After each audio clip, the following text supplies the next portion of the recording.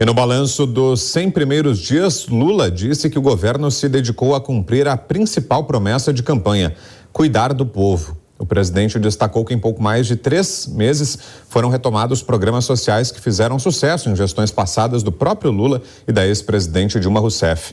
Destacou que até o balanço de 100 dias de governo marca a diferença dele para o antecessor. Eu não tenho o hábito de falar dos 100 dias de governo. Eu acho que eu nunca falei nos outros mandatos que eu tive. Mas eu acho que é importante lembrar que da outra vez eu recebi o governo de um presidente democrata, um companheiro que tinha uma história de luta nesse país pela democracia, pelos direitos humanos.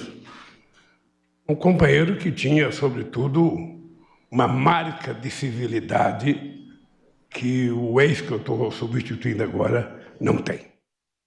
O presidente elegeu o episódio de 8 de janeiro como o principal do período e, de acordo com Lula, deve ser uma das grandes marcas do governo dele.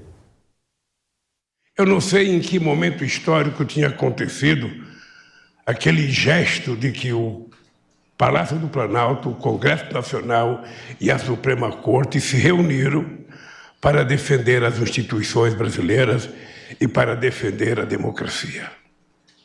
Foi um gesto que eu penso que vai marcar o nosso mandato, porque não foi um gesto qualquer. Aquilo foi uma tentativa de golpe feita com a maior disfarçatez por um grupo de reacionários, por um grupo de fascistas, por um grupo de extrema-direita que não queria deixar o poder.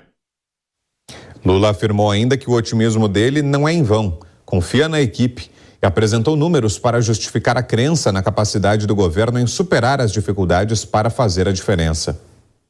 Investimentos em rodovias. Eu vou pegar os 3 meses até março. Eu estou pegando aqui todos os valores empenhados até março.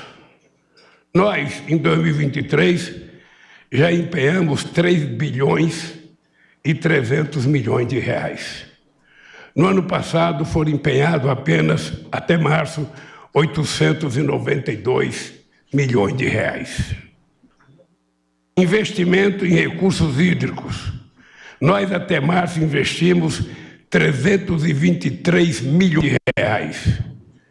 O ano passado, até março, só 82 milhões de reais. Investimento em ciência e tecnologia.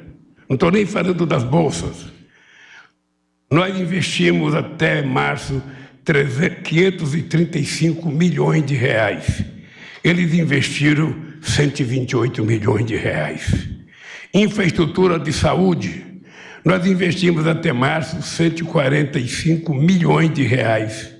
Eles investiram até março do ano passado só 56 milhões de reais.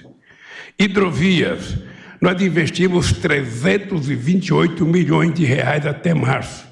Eles investiram apenas 34 milhões de reais. Habitação, nós investimos até março 203 milhões de reais. Eles, o ano passado, não investiram nada. É apenas uma pequena demonstração de como nós vamos fazer a diferença nesse país.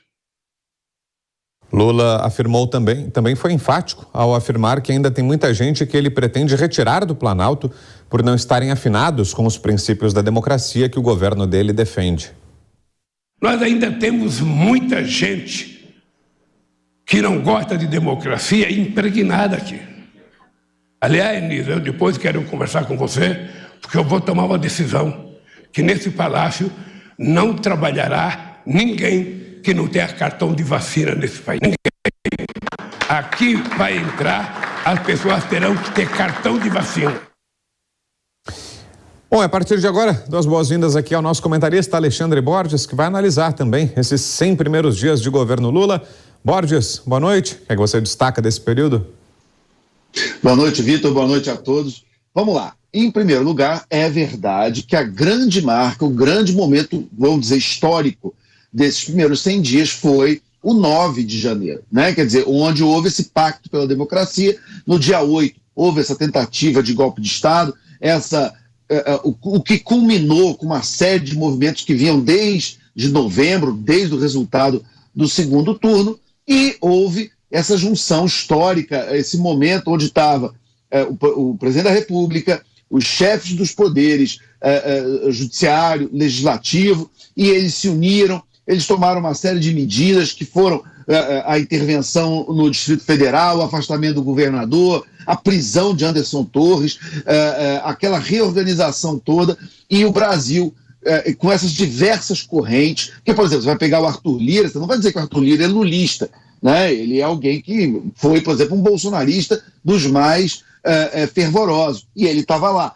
Então estava o chefe de cada uma das casas dos poderes juntos dizendo, olha, isso aqui a gente não quer, a gente vai divergir, mas a gente pode divergir dentro dos marcos democráticos. Fora é a barbárie e isso nós não queremos. Então foi um momento realmente muito importante, ali foi esse pacto pela democracia, e é isso que talvez seja um dos pontos mais importantes que os livros de história vão se lembrar desse período. O que aconteceu ali realmente foi muito sério. Eu até estava lembrando, quando o Estado de Israel foi oficialmente iniciado ali em 1948, horas depois, vários países árabes em volta declararam guerra e tentaram reverter aquela situação, não conseguiram.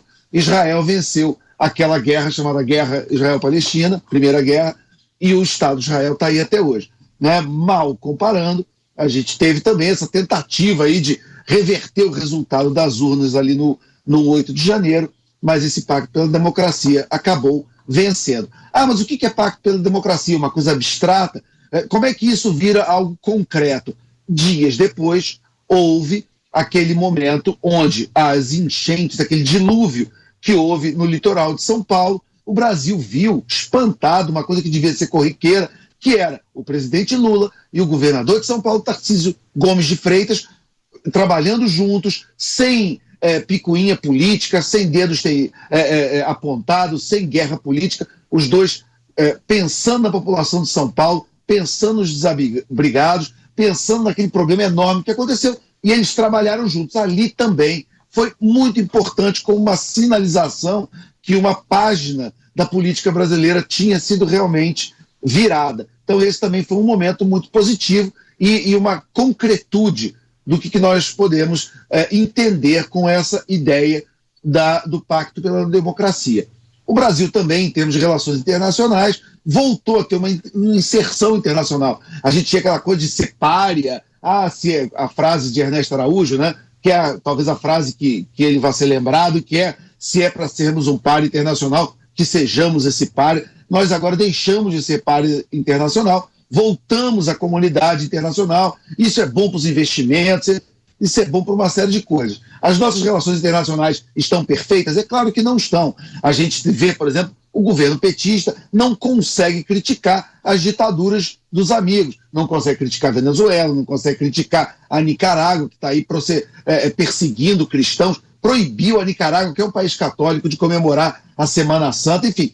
Daniel Ortega é um ditador execrável, devia receber todo o tipo de admoestação do nosso governo, mas como ele é companheiro, é amigo, a nossa política externa não consegue criticá-lo. Uma pena, é um revés. Outro ponto que aconteceu, que foi importante, foi essa farra que tinha dos caques, da coisa das armas e tal. Mesmo quem apoia que o brasileiro tenha a posse, possa ter a posse da sua arma para defender, por exemplo, a sua residência, tem um certo pé atrás com essa farra que foi, e em um certo momento todo mundo era caque, todo mundo podia comprar um bando de revólver e munição. Houve uma proliferação absurda e totalmente errada, inclusive contra a própria ideia da segurança pessoal, o que gerou armas chegando na mão de milicianos, chegando na mão de bandidos, quer dizer, um problema que também foi parado para se dar um freio de arrumação e se tentar ver para que lado a coisa vai. Um problema desse governo é base parlamentar. O próprio Arthur Lira falou que é um governo que não tem força para aprovar a lei, ele está tentando, está trabalhando para isso, mas ainda em 100 dias você não pode dizer que é um governo que tenha uma base parlamentar sólida. O Lula, ele cometeu algumas gafes, falou algumas coisas que ele não deveria ter falado, várias delas. Eu quero, por exemplo, salientar o ataque que ele fez aos aplicativos, que é uma fonte de renda muito importante para muitos brasileiros. Ele cerrou fogo em cima disso e não é bom. Ele devia agradecer que o Brasil tenha essa possibilidade de inclusão de tantos milhões de brasileiros no mercado de trabalho, mesmo que seja um trabalho terceirizado e que não esteja regido pela a CLT, esse entulho fascista que veio do governo Mussolini e que alija tantas pessoas do mercado de trabalho. Você teve uma coisa positiva, que foi a reorganização dos programas sociais. Você tinha vários programas de cadastro, vários programas sociais que ou estavam parados ou perderam muita verba, como Minha Casa Minha Vida, ou que tinham sido totalmente ideologizados, como a história do Mais Médicos, que agora volta e também está ganhando uma reorganização. Esse é um sinal positivo. Nas relações do governo com as Forças Armadas, que era um ponto muito preocupante, a escolha de General Tomás foi uma escolha muito importante. Vamos lembrar que a primeira escolha foi o General Arruda, que teve uma série de problemas ali no começo, ficou só 22 dias no cargo, foi trocado com o General Tomás Paiva e, de certa forma, houve um processo de pacificação e a gente não tem mais ouvido, desde essa troca, qualquer tipo de aresta ou problema entre governo federal e qualquer representante das Forças Armadas. Esse é um ponto positivo. Ainda em relação à política externa, Lula acabou de dar uma gafe em relação à guerra da Rússia, falando que a Ucrânia tinha que abrir mão da Coreia, da Crimeia. Quer dizer, por mais difícil que seja imaginar a Rússia saindo da Crimeia, mas isso não se fala, principalmente quem não foi chamado para a mesa. Então isso também não foi bom. Não que o governo anterior tivesse melhor do que isso. Dias antes do início da guerra, Bolsonaro foi à Rússia, abraçou Putin, chamou de amigo, companheiro, conservador. Também não melhorou, não piorou. Nós estamos ainda numa posição dúbia e aparentemente com alguma simpatia para a Rússia, que é uma potência invasora de um país democrático, soberano, que foi invadido e que é a vítima dessa história. Você tem o problema também de quase 40 ministérios. Isso é um problema, isso deveria em algum momento ser revisto e é óbvio que com tanto ministro não dá para ter atenção para todos e você tem algumas figuras muito polêmicas e complicadas, como Juscelino Filho, como Daniela do Vaguinho e até Carlos Lupe, que também queria acabar com a reforma da Previdência, enfim. Então, a gente imagina que Lula está segurando o seu ministério do jeito que está, porque ele quer passar o arcabouço fiscal, o que tem seus pontos positivos, outros nem tanto, mas o arcabouço fiscal pelo menos está entregue à sociedade para discussão. Os ataques ao Banco Central não são bons, o Banco Central pode estar acertando, pode estar errando, mas isso é uma discussão técnica que tem que ser feita de uma maneira menos apaixonada. Esse governo que criticou tanto o governo anterior pela maneira como ele atacava governadores, atacava STF, atacava todo mundo, ele está atacando o Banco Central de uma maneira excessiva. Devia se preocupar com isso e deixar que os técnicos, que o seu ministro da Fazenda, que Fernando Haddad, junto com os especialistas de BNDES, de outras áreas da economia, conversem com o Banco Central, tentem chegar a um bom termo. Não é necessário elevar o tom da maneira como foi. Então esse é o resumo, os destaques do que a gente viu nesses 100 dias e agora continuamos aqui investigando, acompanhando, monitorando para os nossos espectadores saberem que a gente está ali vigilante a qualquer passo para um lado ou para o outro, a gente está aqui para comentar. É isso, é só o começo do governo, né? Valeu, Alexandre Borges, obrigado pela presença, uma boa noite, bom começo de semana por aí, Borges, até amanhã.